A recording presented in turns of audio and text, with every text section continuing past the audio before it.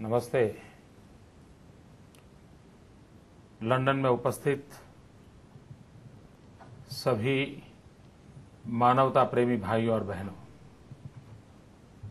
मैं गुजरात की जनता की ओर से आपका बहुत आभारी हूं कि आप सब ने मिलकर के गुजरात के दुख में सहभागी होने के लिए इस प्रार्थना सभा की योजना की है।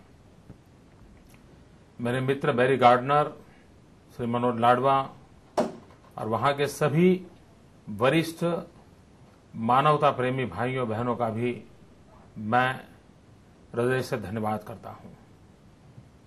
आतंकवाद को कोई सीमा नहीं है। आतंकवाद मानवता के खिलाफ एक लड़ाई है।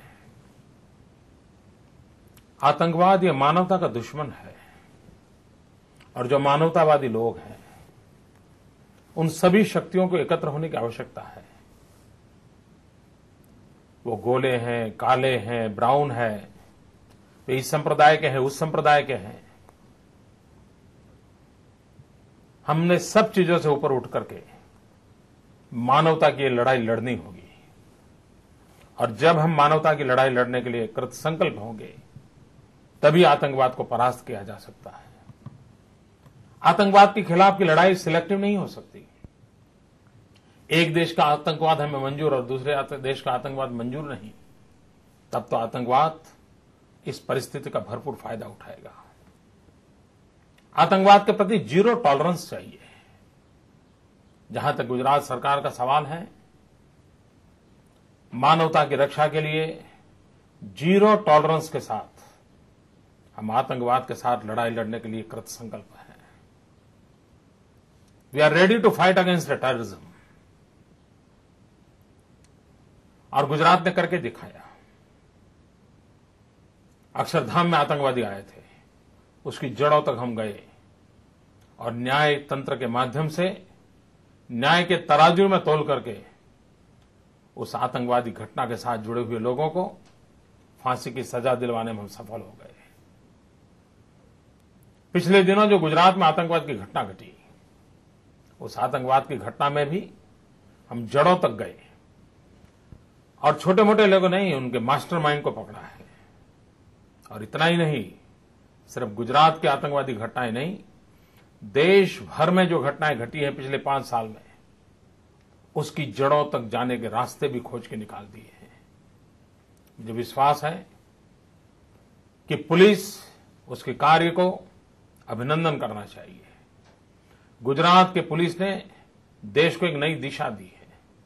आतंकवाद के खिलाफ लड़ा जा सकता है, आतंकवाद को समाप्त किया जा सकता है, आतंकवाद की जड़ों तक जाया जा सकता है और गुजरात ने करके दिखाया है।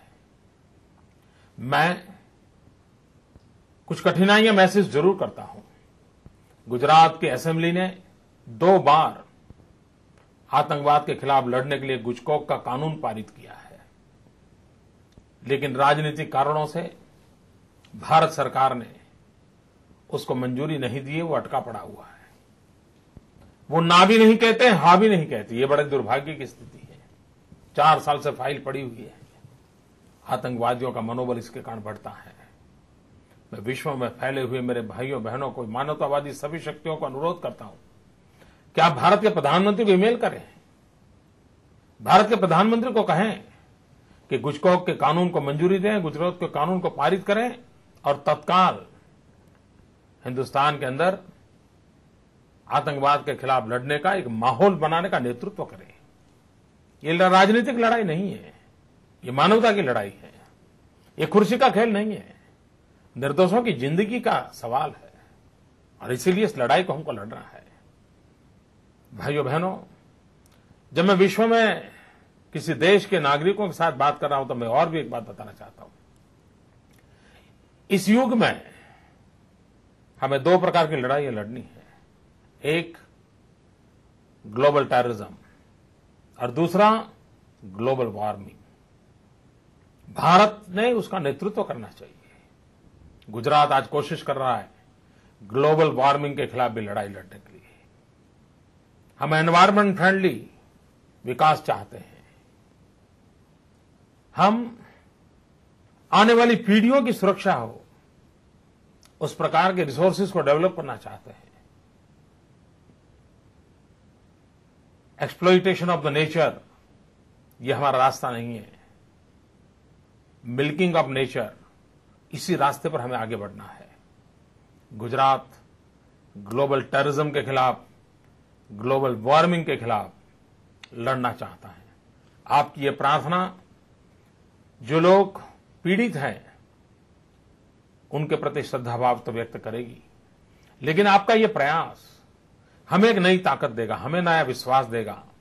सारे विश्व का मानवतावादी व्यक्ति समाज हमारे साथ खड़ा है, इसकी हमें अनुभूति होगी। मैं आप सबका बहुत आभारी हूं और मैं आपको विश्वास दिलाता हूं कि आतंकवाद के खिलाफ ये लड़ाई हम सबको मिलकर के लड़नी पड़ेगी। हमारी जागरूकता, हमारी संगठित शक्ति, हमारे नैतिक प्रयास हमें विजय दिलाएंगे।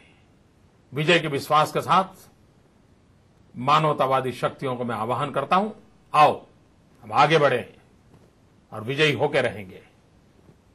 मैं आप सबका बहुत बहुत आभारी हूं और मैं भी उन पीड़ित परिवारों के प्रति अपनी सद्भावना व्यक्त करता हूं, मृतात्माओं के प्रति नमन करता हूं।